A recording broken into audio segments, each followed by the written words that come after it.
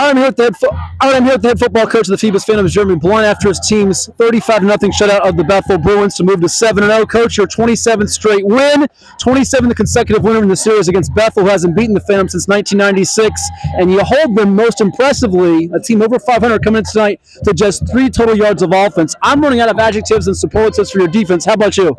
Well, I'll tell you what, man, our goal tonight was, man, just to keep these guys from crossing the 50. You know, we wanted to test us ourselves out, man, and, you know, that coaching staff over there is doing a great job. You know, Coach Porter, you know, a good friend of mine, man, and I got nothing but respect for he and his staff and what they're doing. So I think, you know, one day of preparation, man, you know, we only had a day. They only had a day, man. I think the guys stepped up to the challenge today. Yeah, a lot of people like Coach Porter. He obviously coached at college level. I know he's all about the kids as well. You know, first half, 6 straight 3-and-outs by your defense. We know about all the headliners from Anthony Reddick, who's going to Maryland, to Tayshawn Stevenson, who's going to ODU, Caleb Tillery, all these All-State guys.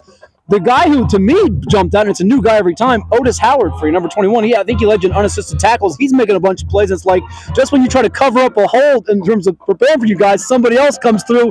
Is it just a matter of the culture and they practice against these guys and they're ready to kind of step up and be hungry and show their presence as well? Or? I mean, I'll tell you what, man, we're able to get best on best every day. You know, so when our guys are competing, and no matter if they're number 1 or number 2, they're on that scout team side. Our guys are getting our starters are getting the best look every day. So, you know, it's no doubt, it's not a surprise that a kid like Otis will step up and have a game like he had tonight.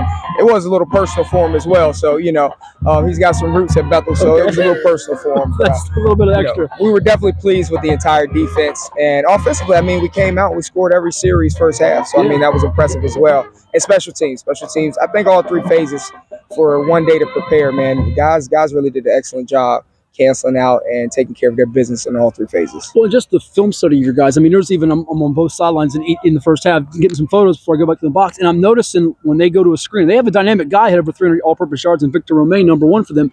They know a screen's coming, so your guys jump and almost get a pick 6. So you just see those habits that you guys prepare. Is that something as a coach, when you look back, I know you're going to nitpick at some things that could have made the defense even greater, but you say, man, it's hard to get too disappointed with that? No, I'll tell you what, man, we key it up. You know, It's a testament to myself and the coaching staff, man. We prepare these guys. The guys enjoy film study. The guys enjoy our game plan days, breaking guys down. You know, we're going to look at every ounce and weakness that each team has, as well as strengths, and we just look for the counter punches that might come off of it. So we're a keyed up defense, man, and, you know, we're going to take one box and check it off at a time. 100-plus yards tonight rushing for Davion Roberts. Keontae Gray gets 3 touchdowns. I think he got one unconventional with a fumble recovery in the end zone. And then Paul Stephen Davis, hat trick, absolutely, like you get in field hockey there.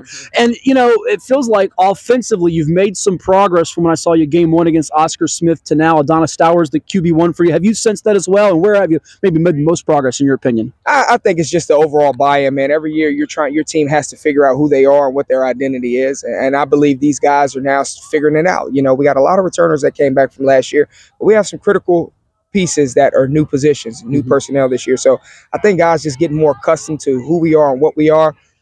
That's what you're seeing. You're starting to see the overall, you know, buy-in take place. How much is it? I mean, your defense has versatility, but offensively to show that versatility, you can play not just Stowers at quarterback, but Trent Mitchell is also catching passes for you. You have this freshman QB, and I think it's Maricus Banks, who's going to be a good one for years to come. Paul Stephen Davis can run or catch. Same with Gray, same with Roberts. That you have different guys. The defenses can't key in if they just run or catch because they have multifaceted skill sets, if you will. Or yeah, I mean, we're dynamic, man. That's the thing that we were explaining to people. You know, we knew we were losing guys like Jordan Bass and Jaden Early and Xavion Rogers at the receiver position, you know, and Nolan James at the quarterback position, but Tyrion Taylor the tailback position, you know. But the guys that were coming behind them, man, I mean, we knew what we had. It was just a matter of, hey, it's my moment now. It's my time, and we're starting to see that take shape. There's a lot of talk about this big game at the end of the month. However, you got Menchville coming up, who just beat Hampton, who's always a rival for you guys. How much is it just keeping that locked-in focus about, look, it doesn't matter if we're playing Oscar Smith, Hampton, Menchville, Warwick, who's at the end of the month,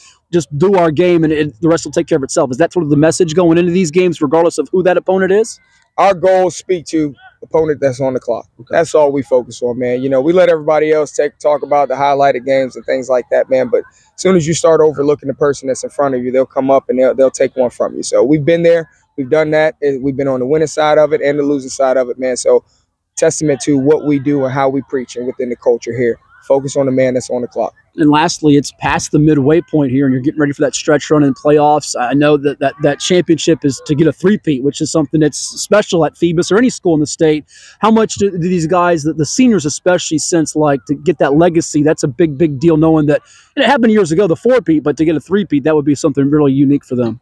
It's looming over their heads, and they understand it, and they respect the pressure that comes with it. But all the same, man, when you put those goals and objectives out there, and you hone in on that and you talk about it every day and you keep it in front of their faces and you keep it in their ears and you have it posted up all over the place and they know them inside out, it's not hard to stay on track. It's not hard to stay focused on the day-by-day process. And we do focus on one day at a time, one practice at a time. We don't get ahead of ourselves. Sounds boring, but I tell you what, it works for us. It might be boring, but it's fun to watch your defense and your football team in general fly around. Congrats on the win. And tell Coach Van Dyke, Coach Robinson, and the crew to send me a couple donuts. Oh, absolutely. Thank you, man. Thank you, buddy. All right, man.